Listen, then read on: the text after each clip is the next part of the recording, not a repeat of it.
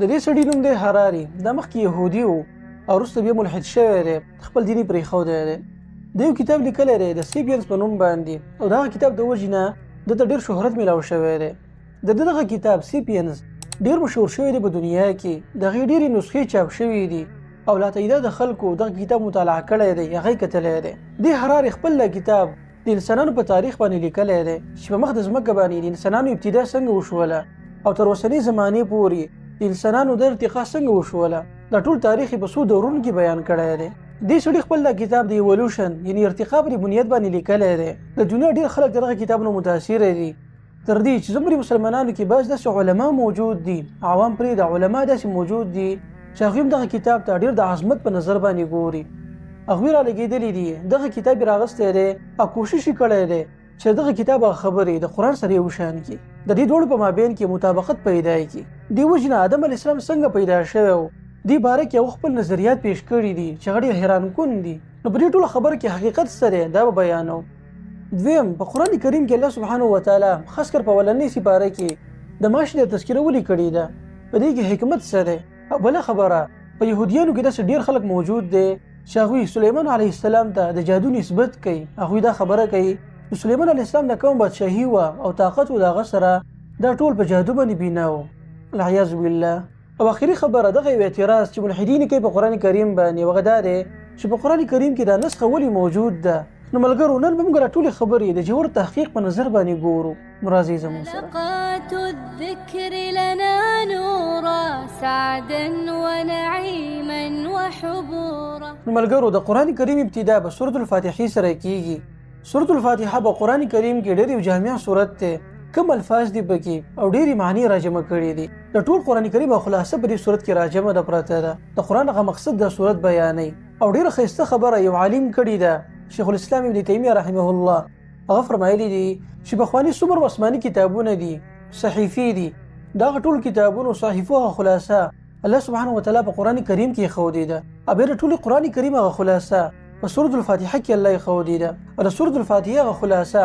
په یو آیت کې پرته ده، ایاک نعبد و ایاک نستعین. او په دې پسې بیا سورة البقره شروع کیږي. حلقات الذكر لنا نورا سعدا ونعيما وحبورا. کله چې رسول الله صلی الله علیه وسلم نور ټول مسلمانانو هجرت وکړو مدینې ته، او بیا د هغې نه بعد جنګونه راغلل د مکې مشرکانو سره، او هغې کې مسلمانانو ته فتح میلاو شوه.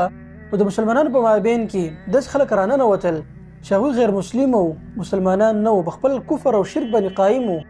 لیکن بظاهره باندې کلمه ویله مسلمانان شو. دغه خلکو ته به منافقان ویلې کېدل، یعنې دوه ډلې وي چې یو منافقان و بل مؤمنان و. نو الله سبحانه وتعالی د دې صورت په اوله کې د دغه دواړو ډلو تذکره کړې ده او د هغو صفات یې بیان کړي دي. په منافقانو باندې سخت رد شوی دی. او بیا وروسته الله سبحانه وتعالی د دې دواړو دپاره دوه مثالونه بیان کړي دي، په هغې کې د مؤمنانو صفت کړی دی. کله چې الله سبحانه وتعالی دغه مثالونه بیان کړو، دغه خلکو اعتراض وکړو چې الله سبحانه وتعالی لوی ذات دی، هغه مثال ولې بیانوي موږ ته، هغه ته د مثال بیانولو څه ضرورت دی چې موږ ته یې بیان کړي. نو الله سبحانه وتعالی ایتونه رانازل کړو، د یو فرمایل چې الله حیا نه کوي د دې نه چې مثال بیان کړي. او بیا د مثال بیانولو حکمت الله بیان کړی دی چې دې په بیانولو سره ډېر خلک داسې چې هغه پوه شي، هدایت طرف ته راواوړي، او ډېر خلک داسې چې هغه خپل ضد او عینات کې نور ورننوځي او نور هم ګمراه شي. لیکن ملګرو دلته هم بیا د سوچ خبره ده چې الله سبحانه وتعالی د ماشي د تذکره ولې کړې ده. ملګرو ظاهري طور باندې خو معلومیږي داسې نور والله اعلم چې د ماشي ډېر ورکوټی مخلوق دی، د انسانانو په نظر کې ډېر په سپک نظر سره ګوري دغه مخلوق ته، لیکن الله سبحانه وتعالی په دغه وړوکي مخلوق کې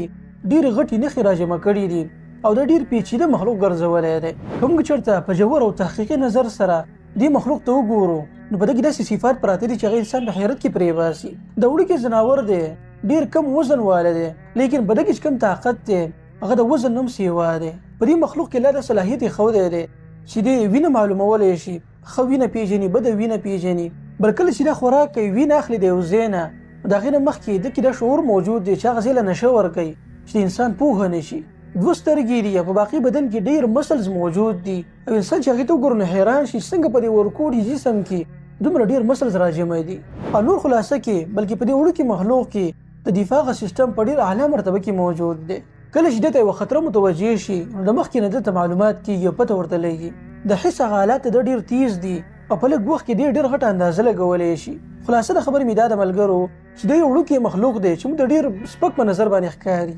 لیکن د تخلیق په اعتبار سره دا ډېر پیچیده دی او انسان چې ورته سوچ وکړي نو حیران شي چې په دې دومره وړوکي جسد کې د دومره غټ غټ صلاحیتونه څنګه پراته دي. ګویا کې دغه آیت موږ ته دا خبره کوي چې کوم یو څیز ته تاسو په وړوکي نظر باندې ګورئ، په سپک نظر باندې، نو اصل کې دا څومره لوی دی، د قدرت څومره لویه کارخانه د ده په بدن کې دننه موجود ده. حلقات الذكر لنا نورا سعدا ونعيما وحبورا. کله چې الله سبحانه وتعالی د ځمکه پیدا کړه، په دې باندې ډېره زمانه تېره شوه،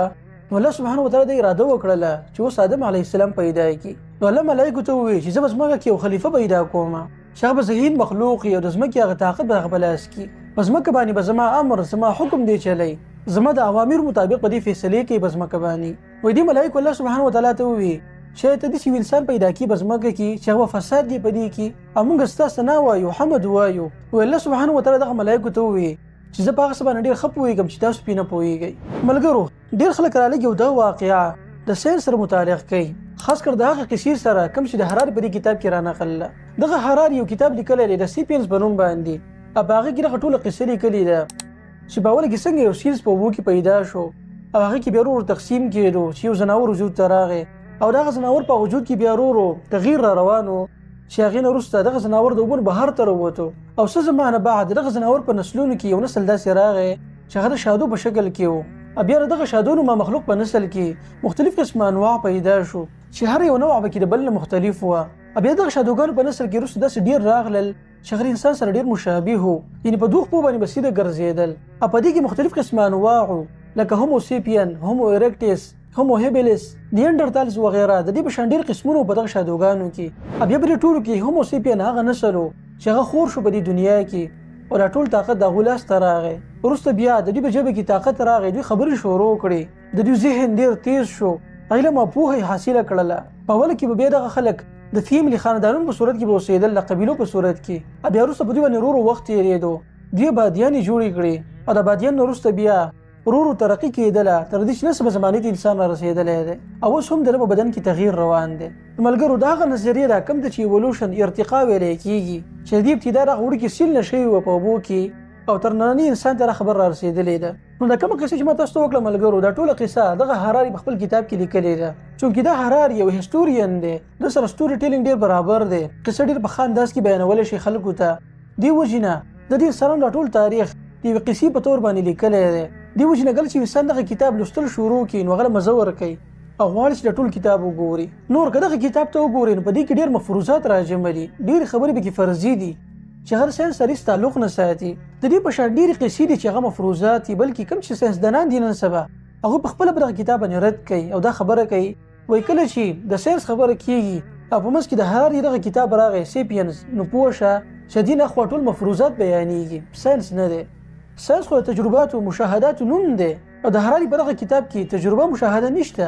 بلکې ټول مفروضات دي. یو انسان دی چې هغه خپل دماغو کې یو صورت پیدا کړی دی او هغې له بیا د قصې نوم ورکړی دی. نو اوس په مسلمانانو کې ډېر خلک رالګي او هغوی دا خبره کوي چې ګوره دې ملایکو څنګه الله ته ووایي چې ته په ځمکه کې داسې انسان خلیفه کې چې هغه به فساد کوي. نو اصل کې دلته د یو سوال جواب ورکړی دی، او سوال دا دی چې اخر دې ملایکو ته څنګه پته ولګېده چې انسانان به په دې ځمکه کې بیا فساد کوي وروسته، حالانکې د غیب علم خو صرف د الله سبحانه وتعالی سره دی. نو په جواب کې دغه خلک وایي چې داسې چلو چې په ځمکه باندې هومو سیپین اوسېدل، دوی جنګونه وکړه د هغه نورو انواعو سره کوم چې په شادوګانو کې موجود وو. په دغه جنګونو کې د هومو سیپین طاقتور شو، او باقي چې کوم انواع وو هغوی له شکست ورکړو، هغوی ختم کړل د هغوی هغه انواع، او په ځمکه باندې د دوی یو قسمه مشري راغله، طاقت د دوی راغی. وایي الله سبحانه وتعالی ملایکو ته ووایي چې په دې هومو سیپین کې زه 2 کسان رااخلم، میل فیمیل، هغوی غوره کوم، هغوی له زه شعور ورکوم، نبوت ورکوم، بیا به هغوی په ځمکه باندې خلافت قایموي، زما د امر مطابق فیصلې به کوي. نو چونکې ملایکو د هومو سیپین دغه ظلمونه لیدلي وو چې په نورو انواعو باندې کړي وو د شادوګانو، دې وجې نه ملایکو الله ته وایي چې آیا ته به دغه خلکو نه خلک غوره کړې کوم چې ظلمونه کړي دي په نورو انواعو باندې، په نورو مخلوقاتو باندې؟ حالانکې دا خبره ټوله د دماغو اختراع ده او د هیڅ مناسبت نه لري د قرآن کریم سره، بلکې دغه سوال مناسب جواب دا دی چې په ځمکه باندې د انسان نه مخکې ډېر مخلوقات اوسېدل، او دا خبره د مشاهدې نه ثابته ده، او هغه داسې مخلوقات وو چې خونخوار و، ډېره وینه به یې تویوله په دې ځمکه باندې. ملایکو ته هم دا اندازه وه چې کله الله یو مخلوق پیدا کړي دې ځمکې نه، نو باقي کې به هغه صفات موجود دي کوم چې سبب د مخلوقاتو کې دي ایو صفت دغه وینو ته یولو دی او انسانان به هم دغه کار کوي چې ویني به توي دی وجنه ملائکه دغه خبره کړې و او دا آسان او واضح جواب دی نور ملګرو دی اولوشن په دې موضوع باندې مخکې موږ تفصیلی بحث کړی دی تاسو هغه کتل هم شي بیا وروسته خو خلاصه مې د خبرې دا چې د حراري دغه کتاب هیڅ مناسبت نه لري د ساينس سره په دې کې ټول واقعات مفروضات دي شهر ساينس سره د سر تعلق نه ساتي په دغه کتاب کې د ساينس شمولیت ډیر کم انداز کې دی او اکثر واقعیت په دې کې فرضي دي نو خلاصه د خبرې دا ده چې کوم خلک د ساينس او قرآن په مابین کې تقابل کوي هغوی له په دې باب کې احتیاط پکار دی ځکه چې د ساينس ډیر قواعد داسې شته دی چې هغه د اعتراضاتو په ضد کې دي او خاص کر د حراري دا کم کتاب چې دی او دا په کم نظریه باندې لیکل شوی دی هغه باندې ډېر اعتراضات دي په دې باندې مخکې موږ ډېرې ویډیوګانې جوړې کړي او تاسو به کتلې هم یې هغه انشاءالله دا ډېره باریکه موضوع ده چې په دې کې هر مسلمان لا احتیاط کول لازمي دي حلقات الذكر لنا نورا سعدا ونعيما وحبورا کله چې موسی علیه السلام بني اسرائیل له ځان سره کړو او د مصر نه راووتو نو فرعون په هغه پسې شاته ورپسې و تر دې چې هغه په بحر قلزم کې غرق شو بني اسرائیل صحیح سلامت دغه ځای نه راواوښتل او صحرای سینا طرف ته راغلل نو کله چې د بني اسرائیل صحرای سینا ته راغلل نو دلته ډیر واقعیت سره دی مخامخ شو چې په تاریخ کې هغه واقعیت موجود دي او یو په هغه واقعیتو کې د غوا ذبح کول دي دغه صحرای سینا په دې علاقه کې بعضې داسې قبایل آبادو چې هغه بت پرستو شرک به یې کوو د بوتانو بندګي به یې کوله وایي کله چې بني اسرائیلو دغه خلک ولیدل چې بوتانو ته سجدې کوي نو دوی مطالبه وکړله د موسی علیه السلام نه زموږ دپاره هم داسې یو مجسمه جوړه کړه یو بوت جوړ کړه چې موږ د هغو بندګي شروع کړو موسی علیه السلام چونکې موحد انسان او پیغمبر و هغه له په دې باندې غصه ورغله او دوی منع کړو چې تاسو څه قسمه جاهله خلک یئ چې داسې مطالبې کوئ د دې واقعې تذکره به مخکې ته ښه په تفصیل سره راشي بالاخره وایي دا بني اسرائیل راولګېدل دوی مجسمه جوړه کړه په داسې وخت کې چې موسی علیه السلام په دوی کې موجود نه و هغه تورې سینا ته تللی و نو دې بني اسرائیلو دغه بت د یو سقي په شکل کې جوړ کړی و چې د هغه بندګي به یې کوله الله سبحانه وتعالی موسی علیه السلام ته ووایي چې ته خپل قوم ته ووایه چې الله امر کړی دی تاسو ته چې تاسو یو غوا ذبح کوئ او ډېرو علماو دا خبره لیکلې ده چې الله دوی ته د امر ولیکو د غوا په ذبح کولو باندې په هغې کې یو حکمت دا و چې دې خلکو د سقي بندګي کړې وه نو الله دا غوښتله چې دا خلک په خپل لاس سره دغه غوا ذبح کړي او د دوی د زړونو نه د سقي هغه عظمت وځي دوی ته پته ولګي چې دا یو مخلوق دی او دا د خیر او شر مالکان نه دي نو چونکې دا بني اسرائیل یو زدیان خلک وو دوی راولګېدل تپوسونه یې شروع کړل چې څرنګه غوا موږ ذبح کړو کوم عمر والا کوم صفات والا مخکې دوی ته ویلی شوي چې تاسو یو غوا حلاله کوئ بس نو چونکې دې خلکو د شرطونو مطالبه کوله دې وجې نه الله سبحانه وتعالی دې خلکو ته د خبر نور هم سخته کړه او دی ورته وفرمایل چې تاسو به ژیړ رنګ والا غوا ذبح کوئ چې دغه غوا به د عمر نه بوډۍ هم نه او بلکل ځوانه به هم نه د بعضې صفات یې وله بیان کړو بیا د ډېرو تپوسونو نه بعد دغه خلک راولګېدل او یو غوا یې ذبح کړله خو په دغه وخت کې د دې بني اسرائیل په مابین کې یو کس و چې هغه مالدار و مال دولت دغه سره سیوا و وایي دغه په خاندان کې یو کس راپاڅېدو دغه سړی قتل کو د دې لالچ د وجې نه چې د مال او دولت زه په خپل لاس کې واخلمه بیا دغه قاتل راولګېدو د دې مقتول دا لاشي د یو کس کور مخې ته وغورځو په هغه باندې دعوه وکړله چې دې سړي زموږ نه کس وژلی دی موسی علیه السلام نه دا فیصله راغله چې موږ داسې یو کس وژلی شوی دی او زموږ په مابین کې فیصله وکړه نو الله سبحانه وتعالی وحی وکړله موسی علیه السلام ته او دی ورته وفرمایل چې دې خلکو ته ووایه چې د غوا دغه بعضې حصه راواخلئ او د مڼې پې ووهئ دې به را ژوندی شي خپل قاتل به وښئ همدغه شانتې وشوه او سړی را ژوندی شو خپل قاتل یې وخو دې وجې نه بعضې خلک وایي چې د غوا د ذبحه کول د دې وجې نه و چې په دوی کې مړی شوی و او د هغه د قاتل معلومولو دپاره دوی ته امر شوي چې تاسو غوا حلاله کوئ او بعضې خلک وایي چې نه دا جدا جدا واقعات دي د غوا ذبحه کول په جدا زمانه کې و او د قاتل لا فیصله دا په جدا زمانه کې وه خو به هر حال دا دوه مستند واقعات دي چې د بني اسرائیل په تاریخ کې موجود دي او په قرآن کریم کې الله سبحانه وتعالی ښه په تفصیل سره ذکر کړي دي حلقات الذكر لنا نورا سعدا ونعيما وحبورا د بعضو علماو په نسبت باندې دا د سلیمان علیه السلام نه مخکینۍ زمانه وه د بابل په ښار کې الله سبحانه وتعالی دوه ملایک نازل کړي وو دوه فرشتې په خلکو باندې د امتحان کولو دپاره دغه فرشتو به خلکو ته جادو خو خلکو ته به دا اعلان هم کوو چې خلکو زموږ سره کم علم دی دا ما اخلئ تاسو په امتحان کې یئ او کله چې تاسو زموږ نه د علم زده کوئ تاسو به کفر ته واوړئ نو د امتحانو په دغه خلکو باندې چې آیا د دې خبرې نه بعد هم دوی دغه لارې اختیاروي او که نه لیکن بیا هم په دغه خلکو کې مرض موجود و هغوی له دغه ملایکو نه دغه فرشتو نه د علم زده کو او د هغې د وجې نه په دغه علاقو کې ډېر فساد جوړ شو دغه ملایکو ته په قرآن کریم کې هاروت او ماروت ویلی شوي دي او په تاریخ کې هم ډېر ناشنا واقعیت لیکل شوي دي په دې دواړو نومونو باندې، لیکن باقي دومره صداقت نه معلومیږي. او صحیح خبره کوم چې مشهوره ده هغه دا ده چې دا هاروت او ماروت دوه ملایکو دغه نومونه چې ځمکې ته الله سبحانه وتعالی را لېږلي وو د امتحان لپاره چې په بندګانو باندې امتحان وکړي ښه خلک د بدو نه جدا شي. نو بیا چې وروسته کله داود علیه السلام د مشري میلاو شوه د بني اسرائیلو او د هغه د وفات نه بعد دغه مشري سلیمان علیه السلام ته منتقل شوه، بیا الله سبحانه وتعالی هغه ډېر ناشنا بادشاهي ورکړې وه. هوا، ځناور نور ټول چې مخلوقات د پیریانو سره دا ټول الله دغه تابع کړي وو او داسې بادشاهي د سلیمان علیه السلام الله سبحانه وتعالی ورکړې وه چې د انسانانو په تاریخ کې داسې بل چاته نه ده میلاو شوي. په دغه زمانه کې چې به خلکو د سلیمان علیه السلام د طاقت ته کتل نو هغوی به دا خبرې کولې چې د سلیمان علیه السلام د بادشاهي په جادو باندې قایمه ده. حالانکه سلیمان علیه السلام د خپلې زمانې هغه ټول جادو را جمع کړی وو، هغه کتابونه یې په ځمکه کې ښخ کړي وو په خلکو کې د شر او فساد ختم شي. لیکن دغه خلکو به د شیطانانو په شکل باندې وسوسې اچولې یو بل ته او دا خبرې به یې کولې چې سلیمان علیه السلام جادو کوي. والعیاذ بالله. د سلیمان علیه السلام تاریخ به مخکې تاسو ته په تفصیل سره بیان شي، لیکن دلته مقصد دا دی چې سلیمان علیه السلام په زمانه کې دا خبرې به کېدلې، خو کله چې هغه وفات شو نو شیطانان راغلو او دغه خلکو ته یې وي چې تاسو دغه جادو کتابونه راواخلئ کوم چې سلیمان علیه السلام ښخ کړي وو. نو دغه رنګه بادشاهي به ستاسو لاس ته هم راشي څرنګه بادشاهي چې د سلیمان علیه السلام په لاس کې وه. دغه خلک راولګېدل، هغه کتابونه یې راوویستل، بیا دوباره یو نوی دور شروع شو د جادو په بني اسرائیلو کې. په یهودیانو کې ډېر خلک داسې وو چې هغوی به سلیمان علیه السلام ته د جادو نسبت کوو، حالانکه الله سبحانه وتعالی دغه خلکو د خبره مکمل طور باندې رد کړې ده او دی فرمایلی دي چې سلیمان علیه السلام جادو نه کوو، دا خو کفر دی، هغه د ځان ساتلی دی، بلکې دا کفر به شیطانانو کوو، خلکو ته به جادو خو او شر او فساد به خلکو کې پیلاوه. نو په دې ځای کې الله سبحانه وتعالی د سلیمان علیه السلام تذکره کړې ده او رد یې کړی دی په هغه خلکو باندې کوم چې په دغه پیغمبر باندې بهتان تړي او هغه ته د جادو نسبت کوي. زموږ په امت کې بعضې خلک شته دی چې هغوی د جادو نه انکار کوي او وایي در سره وجود نه لري، حالانکه په قرآن کریم کې دې تذکره شوې ده او شرعاً هم دا خبره ذکر ده چې جادو دپاره بالکل اثر شته دی، دې کې اثر دی لیکن د الله په امر سره په خپله دا جادو څه نشي کولی.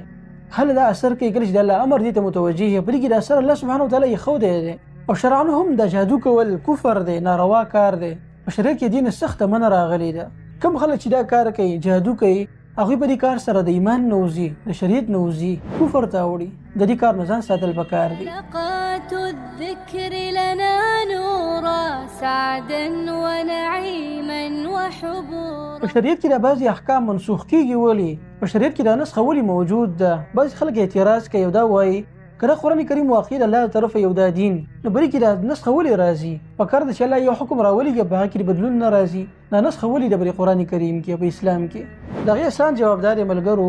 چې قرآن او د شریعت په بعضې احکاماتو کې چې کله نسخه راځي نو هم د انسانانو د فایدې دپاره راځي، نسخه د تبدیل دپاره نه وي بلکې دا د تکمیل دین دپاره وي. کله چې یو امر شوی دی په قرآن او حدیث کې په هغې کې لږ مشقت انسانانو ته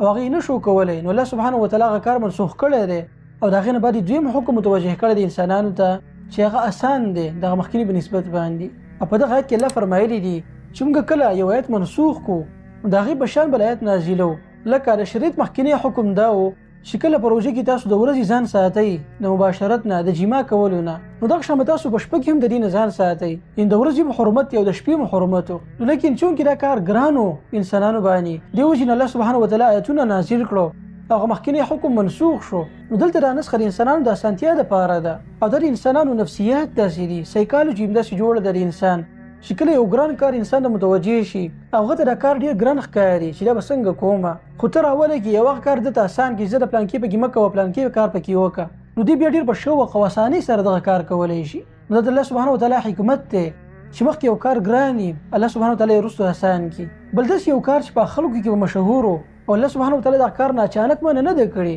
بلکې په قلاره تدریجي د هغې نه خلک منع کړی دی، مسلمانان یې منع کړي دي. لکه مخکې به خلکو شراب څکل او په شریعت کې دې باره کې څه حکم نه و راغلی، عام اجازت و. بیا الله سبحانه وتعالی آیتونه نازل کړو چې تاسو کله مانځه ته مخکې کېږئ بیا شراب مه څکئ، په نشه کې به مخکې کېږئ. وروسته بیا دویم حکم راغی او الله وفرمایل چې د شرابو په څکلو کې فایده کمه ده او نقصان پکې سیوا دی، د دې نه ځان ساتل پکار دي. او دې نه بعد بیا الله سبحانه وتعالی دریم حکم راولېږو او په هغې کې سخته منع وکړله چې شراب حرام دي او دې نه بعد به تاسو بالکل دا نه څکئ. نو تدریجاً په قلاره باندې یو حکم راغی او د کار نه منع وکړی شوه. نو دلته هم داسې نسخه راله او په دې نسخه کې د انسانانو دپاره فایده ده، په دې کې دا حکمت دی چې په دې سره دین مکمل کېږي خپل تکمیل ته رسي. لیکن د رسول الله صلی الله علیه وسلم په وفات سره دین مکمل شوی دی. په دې کې د نسخ نور ممکنات باقی نه دي پاتې شوي. د دین په دې حالت کې موجود دي. دین اخوا نور هیڅ قسم احکامات منسوخ کېدلی نشي. تر قیامت پورې به دغه احکامات هر مسلمان ته متوجه کوم چې په قرآن او حدیث کې ذکر دي. نو نسخه په قرآن باندې اعتراض نه، بلکې دا د قرآن او حدیث حکمت بیانې موږ او تاسو ته چې دا په هر زمانه کې د انسانانو حالت ته ګوري او د انسانانو څنګه حالت بدل شوی دی. نو د هغې سره الله سبحانه وتعالی دوی ته جدا حکم متوجه کړی دی. او دا زموږ د دین کمال دی چې الله سبحانه وتعالی په دې کې سختي نه دی ښودي، بلکې اسان احکامات الله سبحانه وتعالی په مسلمانانو باندې لازم کړي دي. داسې یو کار، داسې یو حکم موږ ته نه دی متوجه کړی چې د هغې کول زموږ په وس کې نه دي.